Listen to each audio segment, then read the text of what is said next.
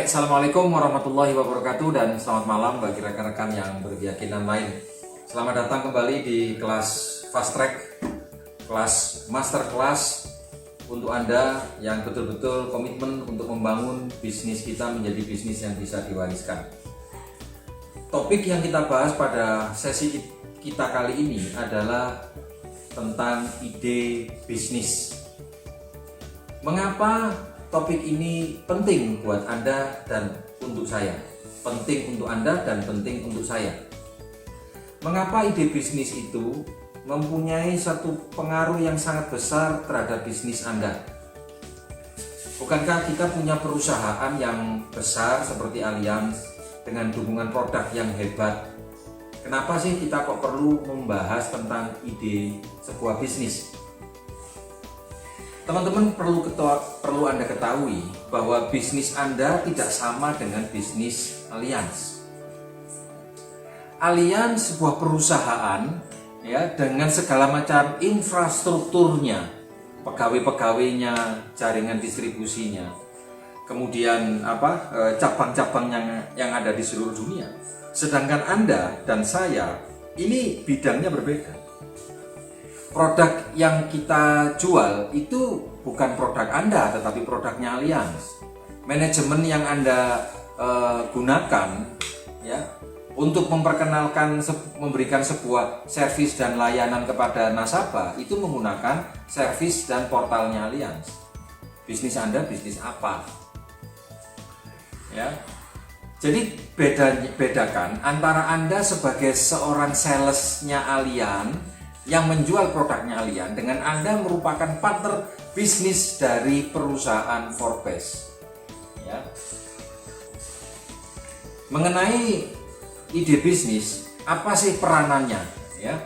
Karena kalau kita tahu beberapa pengusaha, ya orang-orang yang lagi mau membangun bisnis, ya, di awal selalu punya masalah adalah bisnis apa yang paling tepat untuk saya mulai ya. Selain problem masalah modal, tetapi mereka juga harus punya sebuah ide bisnis apa ya. Saya katakanlah punya uang 1 miliar, mau bisnis apa? Itu seringkali jadi kendala orang-orang baru dan itu yang seringkali dialami oleh prospek yang baru bergabung. Dia sering berpikir bahwa karena saya bergabung di Allianz maka ya saya menjadi penjual produknya Allianz. Kalau saya jadi orang yang menjual produknya Allianz, maka dia akan menganggap saya diajak masuk di New Univision ini menjadi seorang sales, menjadi agen asuransi yang menjual produknya orang lain. Berarti saya tidak punya bisnis. Seperti itu yang menjadi kendala banyak orang. Akhirnya mereka merasa kurang pede, seakan-akan bisnis ini nilainya kurang berharga. Ya. Padahal sebenarnya bisnis kita ini tidak sama dengan bisnisnya Allianz. Saya ambil contoh. Jika Anda hari ini memiliki agen yang jumlahnya 10, itu mungkin tidak ada nilainya. Tetapi kalau Anda mempunyai 1000 bisnis partner atau 100 MDIT yang tersebar di seluruh Indonesia, di mana cara kerjanya mereka itu semuanya sama, yang dipikirkan sama, perilakunya itu sama, sistem kerjanya itu sama, kemudian jalur koordinasi, chain of command, komandonya itu semuanya itu rapi teratur, maka itu ada nilainya. Sama halnya kalau di dalam dunia sosmed.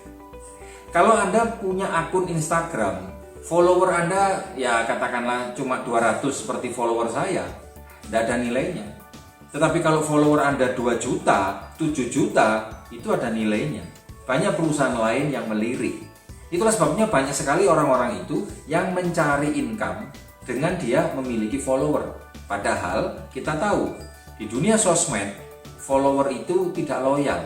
Hari ini saya bisa jadi followernya si A, besok saya juga jadi followernya si B. Hari ini saya membeli produk online merek A, besok merek B. Tetapi sangat berbeda dengan bisnis kita ini. Tidak bisa saya hari ini menjadi followernya Pak Jenik ya sebagai upline saya, besok saya jadi followernya orang lain di perusahaan dengan produk yang sama.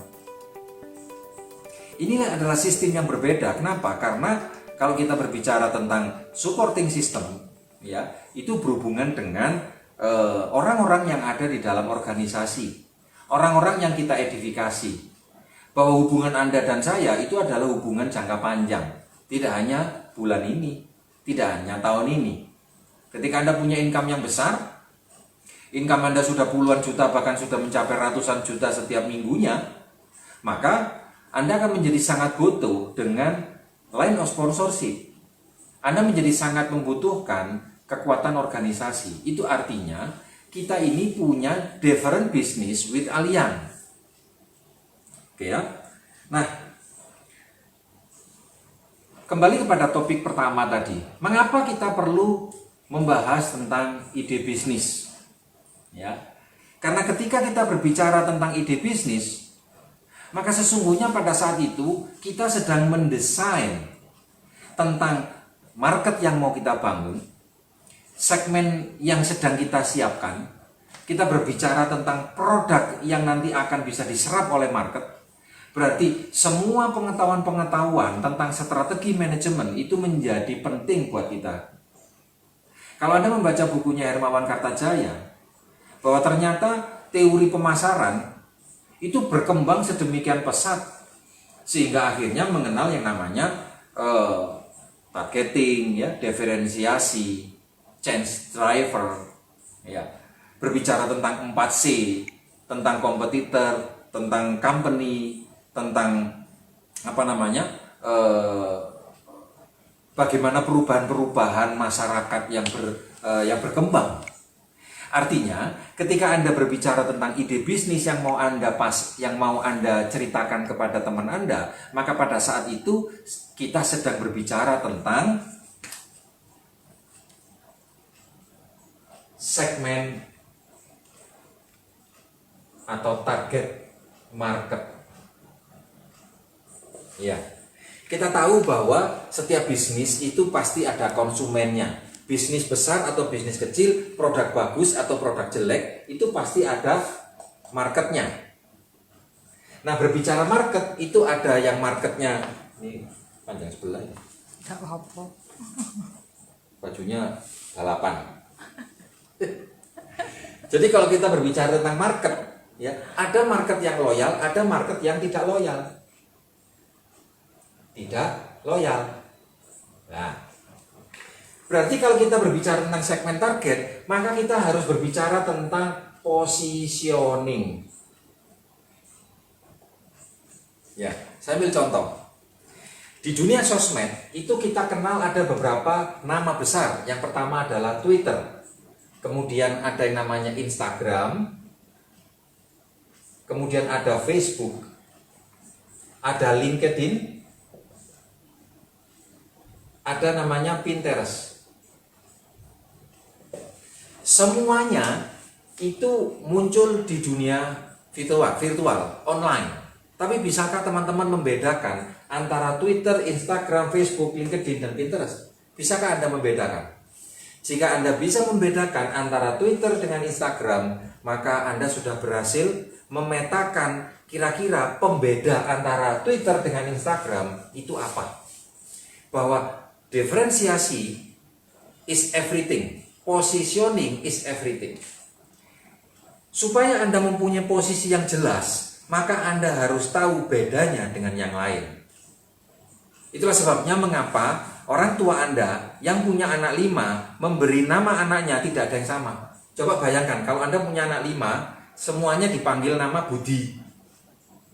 Yang lahir pertama namanya Budi, lahir kedua namanya Budi, semuanya Budi, Budi tok. Ketika dipanggil Budi, berapa orang yang akan menoleh? Ketika ayahnya manggil Budi, berapa orang yang akan menoleh? 5.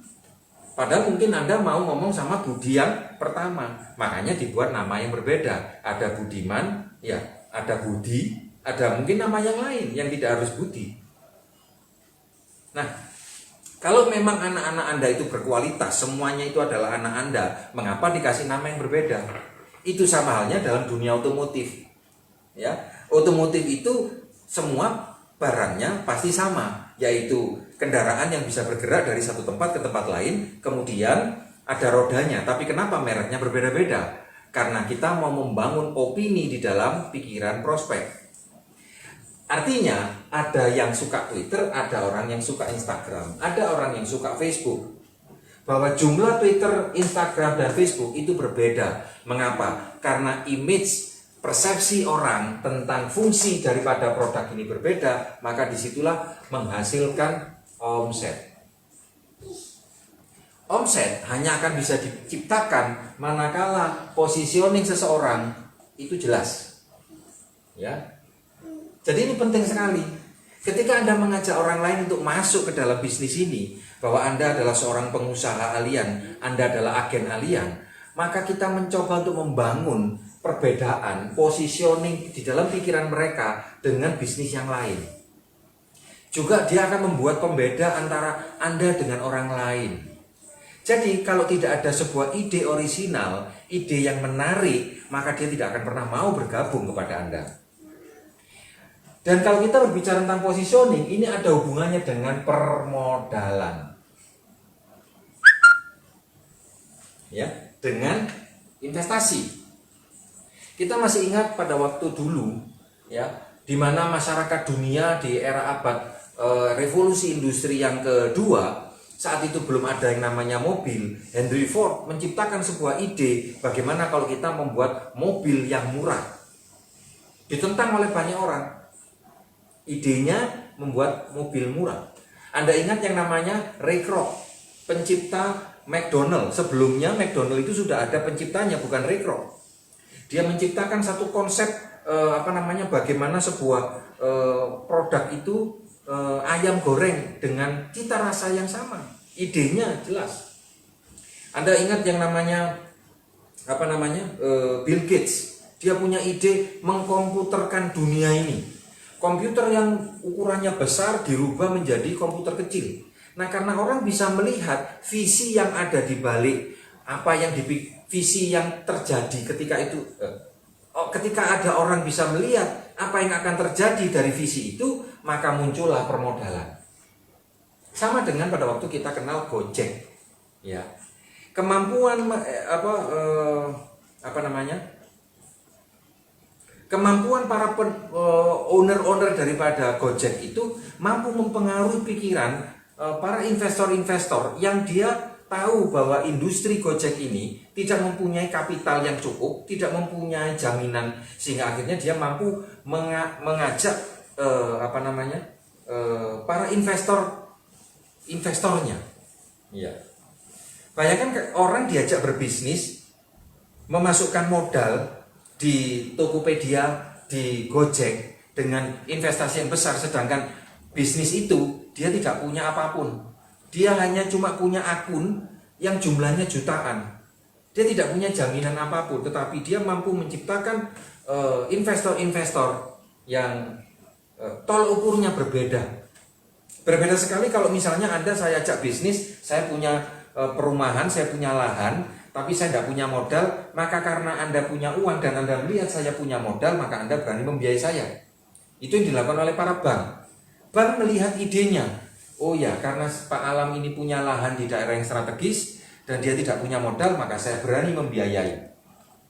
Sama juga di dalam bisnis Anda. Makanya banyak sekali orang-orang itu agak kesulitan untuk mengajak temannya untuk masuk di bisnis, karena fokusnya dia hanya berbicara tentang produk. Dia tidak mengajak orang ini pada level yang lebih tinggi. Kita sedang membangun sebuah bisnis yang akan bisa menciptakan bla bla bla bla. You must show where is the money, maka mereka akan datang. I will come. Ya. Jadi kalau kita berbicara tentang ide bisnis, itu berbicara tentang segmentasi. Saat Anda sudah ketemu idenya, bisnis yang pas buat Anda, maka saat itu Anda sudah mulai memikirkan ini semua. Ya. Anda ini sedang mengajak orang untuk apa? Apa yang mau Anda tawarkan kepada orang itu, maka ini akan melahirkan segmen yang tersendiri. Sambil contoh, beberapa pilihan. Anda sebagai agen, idenya ya adalah Anda menawarkan orang untuk punya income tambahan. Kira-kira menurut Anda, apakah segmennya sama dengan orang yang kalau Anda tawarkan untuk memiliki income 1 miliar? Kira-kira segmennya sama atau berbeda? Mungkin ada yang sama, tetapi banyak yang berbeda. Ada titik irisannya. Ya. Kalau Anda nawarkan idenya adalah bisnis sampingan, ya, ini akan Anda beda dengan Anda ngomong bahwa bisnis baru, new unicorn.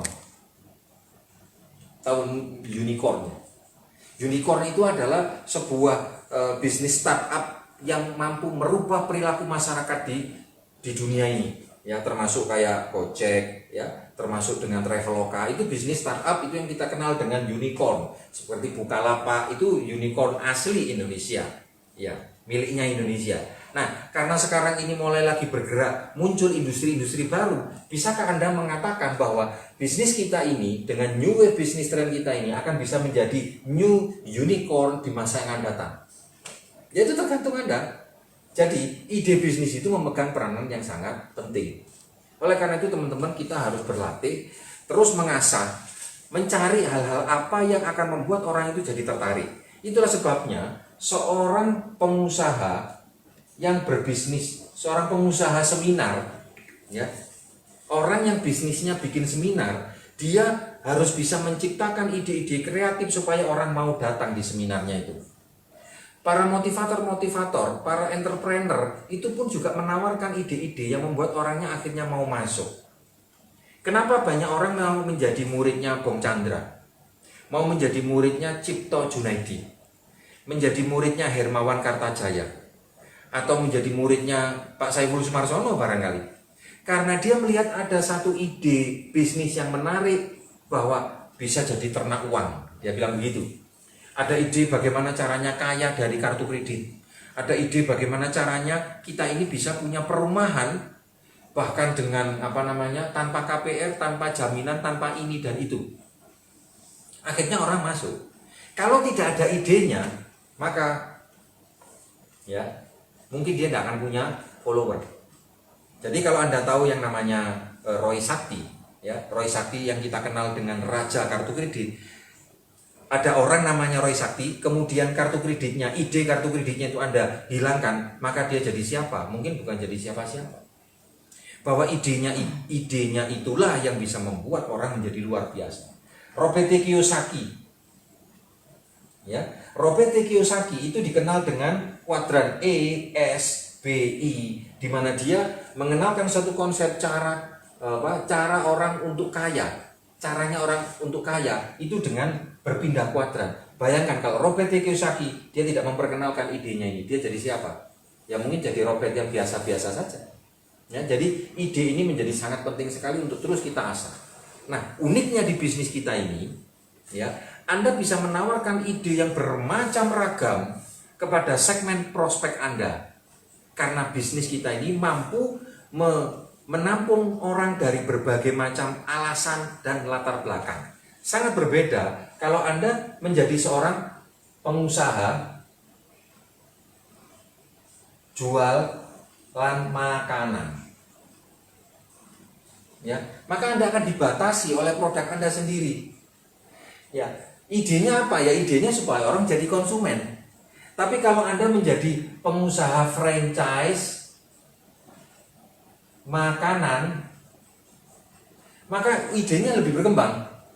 Dia bukan hanya sekedar bagaimana membuat sebuah ide produk yang menarik untuk dikonsumsi masyarakat, tetapi dia bisa menawarkan kepada orang-orang yang punya uang supaya menjadi jaringannya.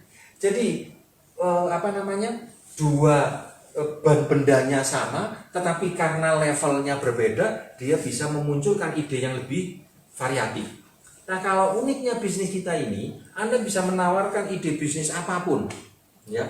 Mau Anda menawarkan bisnis tanpa modal, bisnis anti bangkrut, bagaimana ada satu bisnis yang bisa Anda bisa diwariskan, Anda bisa menawarkan bisnis asuransi, bagaimana Anda bisa menjadi pebisnis yang bisa menawarkan income 1 miliar, apapun. Kenapa? Karena produk kita, bidang kita ini bidang yang sangat fleksibel, sangat luas, yang ini bisa menarik siapapun. Orang bisa masuk di bisnis kita hanya karena dia ingin cuma income 3 juta. Dia bisa masuk hanya karena dia lagi cari teman. Dia tidak tertarik sama uangnya, dia tertarik sama komunitasnya. Dia bisa masuk karena bisnis ini menawarkan satu pengembangan diri. Dia bisa menjadi lebih bagus. Coba bayangin, kalau seumpama Anda hari ini adalah pengusaha properti, ya, Anda pengusaha properti, Anda jualan ruko, bisakah Anda menawarkan kepada teman-teman Anda, kalau kamu menjadi partner bisnis saya, dirimu akan menjadi berkembang, kamu akan bisa jadi leader. Orang nggak ngerti, apa hubungannya leader dengan jualan ruko? Nggak ada hubungannya. Nah, tetapi di bisnis kita ini, Anda bisa cek 20 keunggulan dari bisnis kita, yang itu bisa ditawarkan kepada banyak orang lain. Jadi, saya ucapkan selamat bagi teman-teman tadi yang sudah bisa mengatakan kepada berdasarkan pengalamannya A, B, C, D. Tapi kita sudah punya referensi. Paling tidak ada 20 keunggulan di bisnis ini yang bisa Anda ambil dari buku presentasi kita. Lah terus apa relevansinya teman-teman kok diajak ngomong tentang ide bisnis ini? Sebab apa? Selama Anda tidak punya idenya, maka Anda tidak akan bisa nyponsorin orang. Lah kalau Anda tidak bisa nyponsorin orang, maka omset Anda tidak akan kemana-mana. Anda hanya mengandalkan kemampuan diri Anda sendiri. Anda punya idenya, tetapi kalau Anda tidak punya nasabahnya, juga nggak bisa. Nasabah pun itu juga harus dikenalkan dengan pembeda antara produk kita dengan produk lain. Apa idenya supaya orang mau beli produk di kalian, kok nggak beli produk di tempat lain? Nah, teman-teman, sebelum sesi ini saya akhiri, berbicara tentang mengenai masalah omset, ya, fakta sampai hari ini pertumbuhan bisnis kita melesat luar biasa. Bisnis kita dalam arti New Univision secara nasional. Tadi kita sudah dibukakan sebuah data, ya, tentang perkembangan pertumbuhan omset seluruh BP yang dimiliki oleh New Univision. New Univision itu memiliki kurang lebih sekitar 120 BP aktif, ya, yang tersebar di Indonesia bagian timur, Indonesia bagian barat, dan Indonesia bagian tengah. Yaitu kalau yang di timur itu ya di Jawa Timur dan seterusnya, kemudian yang di tengah dan yang di barat. Dan dari tiga komponen tadi, 3 daerah itu, kita bersyukur kita menjadi rating yang kedua. Jadi Jawa Timur itu penyumbang omset yang terbesar setelah Jakarta. Kemudian ratingnya pun juga ditampilkan. Siapa teman-teman yang berprestasi, baik omset yang dia ciptakan secara unit, kemudian omset yang diciptakan secara agensi, omset yang diciptakan secara grup. Kita, tim Univision di bawah garis sponsorisasi Pak Jenik dari saya, Pak Jenik saya dan tim ke bawah, itu kita punya rating yang tinggi. Ada beberapa nama-nama besar yang mempunyai pengaruh, punya kans untuk bisa menjadi MDAT di tahun ini. Apakah Anda merasa ini bisnis tidak kemana-mana, tetapi faktanya omsetnya luar biasa. Omset grup yang diciptakan oleh tim saya, termasuk Anda, karena Anda adalah grup saya, mulai bulan Januari sampai bulan ini, itu kurang lebih sekitar 3,3 miliar ALP.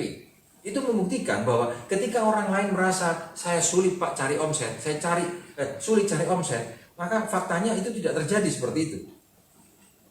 Nah, Anda tahu apa pembentuk daripada omset? Yaitu dari omset dibentuk dari case, ya. Case atau polis baru itu dibentuk dari agen. Semakin banyak agen, maka semakin banyak case-nya. Semakin banyak case-nya, maka semakin banyak omsetnya.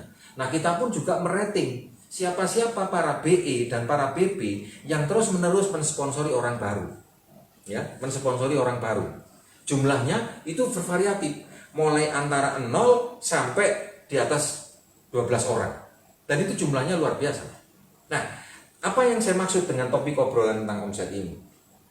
Ya, teman-teman, kita di sini itu punya 2 industri yang berbeda, ya. Yang pertama adalah industri supporting system dan yang kedua adalah industri membangun network marketing.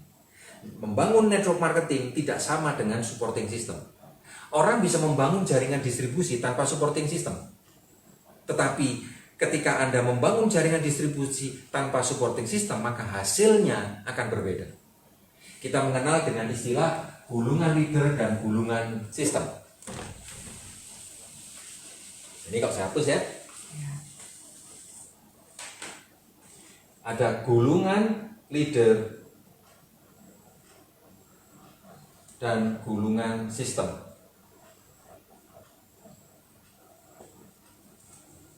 Ya. Gulungan leader adalah roda yang lebih kecil daripada gulungan sistem. Gulungan sistem rodanya lebih besar. Gulungan sistem itu isinya adalah pertemuan yang diselenggarakan oleh New Univision. Seluruh alat bantu yang dimiliki di dalamnya. Contoh misalkan ada Business Talk, ada Core Vision, ada Live Today, ya. Kemudian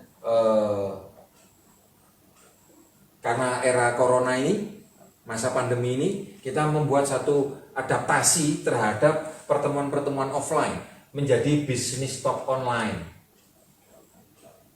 Ada namanya RTC, ada namanya Core Vision online. Kemudian ada yang namanya MDIT Talks. Dan MDIT Talks ini dirubah namanya menjadi Entrepreneur Talks.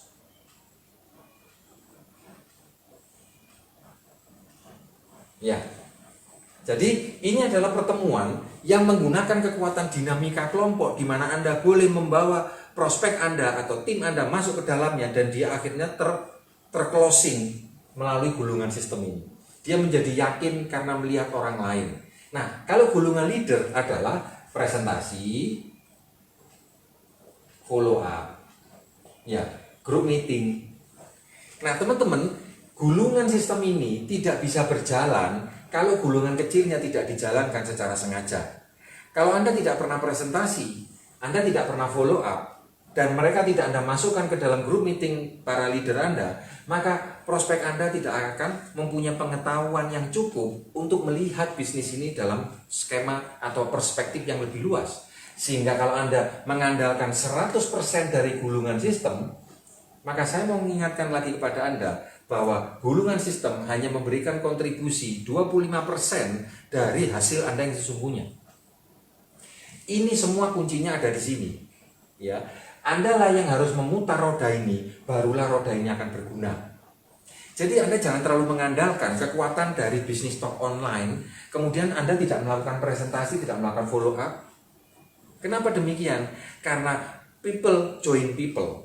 Prospek yang sudah Anda bawa ke bisnis talk kenapa tidak closing? Karena dia tidak melihat bahwa Anda adalah orang yang siap untuk bekerja bersama Anda, bersama dia. Nah, ini Anda membutuhkan ide bisnis kepada prospek Anda. Ini Anda punya prospek, ya. Anda berikan idenya dimasukkan ke sini.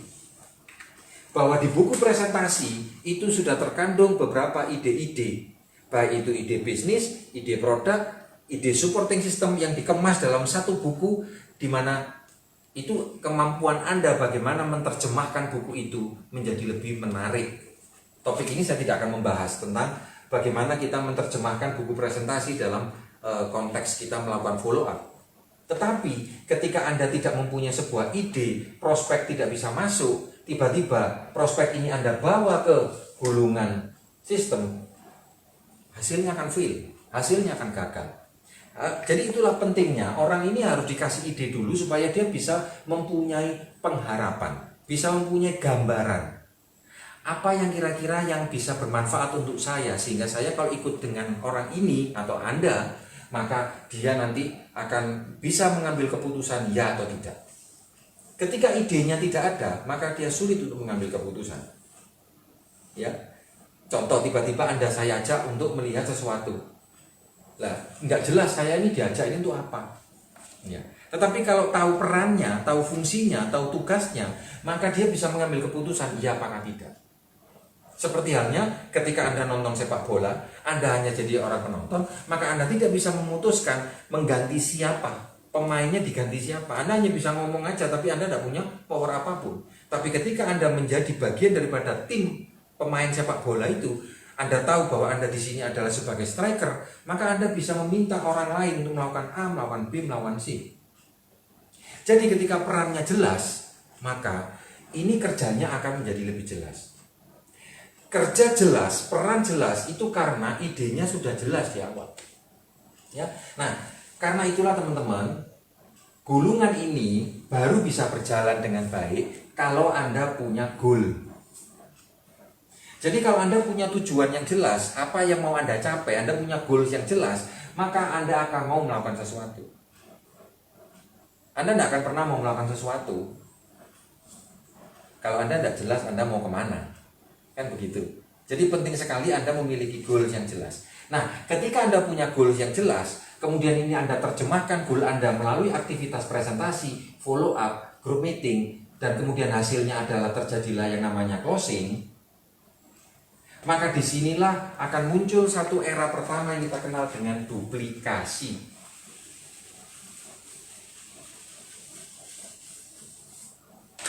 Duplikasi. Ya. Ingat, Anda tidak akan pernah bisa menduplikator sesuatu kalau Anda tidak melakukan apa-apa. Ya. Jadi Anda yang harus menjadi contoh atas apa yang seharusnya dilakukan oleh prospek Anda. Jadi kalau Anda presentasi, prospek Anda presentasi. Kalau Anda tidak pernah mengundang siapapun, maka tidak ada orang yang mau datang kemanapun. Anda yang harus mengundangnya, Anda yang harus presentasi, Anda yang harus follow up. Sehingga ketika dia tahu Anda melakukan satu ritme aktivitas ini, maka dia mungkin akan melakukannya.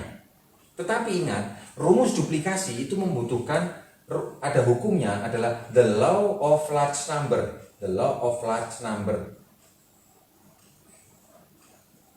Ya. Hukum bilangan besar. Jadi hal baik itu ditiru 50%, hal buruk ya ditiru 200%. Jadi kalau Anda mensponsori orang 20, mungkin yang akan persis seperti Anda hanya 5.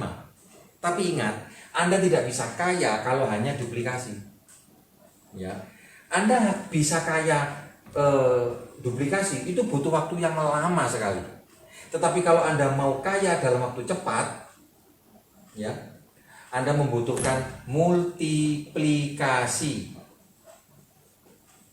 Ya, kalau Anda mau kaya yang langgeng, Anda butuh duplikasi. Tapi kalau Anda mau kayanya itu cepat dan langgeng, maka Anda membutuhkan duplikasi dan multiplikasi. Tidak bisa menciptakan multiplikasi kalau duplikasinya tidak benar. Itulah sebabnya ada rumus multiplikasi, yaitu Anda dulu harus benar, kemudian Anda lakukan kepada 2 orang. 2 orang akan melakukan jadi 4, 4 menjadi 8, 8 jadi 16, 16 jadi 32, 30 jadi 64, dan pada 12 level berikutnya, pada 10 level berikutnya Anda akan ketemu 4096 orang yang melakukan duplikasi dengan kekuatan multiplikasi. Nah, multiplikasi itu dibangun dari gulungan sistem. Ya, di sini ada sebuah mentor, ada sebuah edifikasi, ada sebuah harapan. Tanpa itu semua, maka Anda hanya punya orang-orang yang melakukan persis seperti Anda, tapi jumlahnya tidak bisa menggunakan kekuatan sinergi. Kekuatan sinergi adalah 1 tambah 1 hasilnya bukan 2, 1 tambah 1 hasilnya bisa 3, 1 tambah 1 hasilnya bisa 10. Contoh, Anda dan suami Anda. Anda dan suami Anda hasilnya ya bisa anak 2, anak 3, anak 10. Ya, ketika 2 orang yang tepat dengan tujuan yang sama, dia bisa menghasilkan anak. Sama dengan di sini. Nah, kalau kita tidak siap untuk menjadi orang yang tepat, maka jangan pernah berharap akan mempunyai grup yang besar sekali. Grup besar dibangun dari sebuah keteladanan.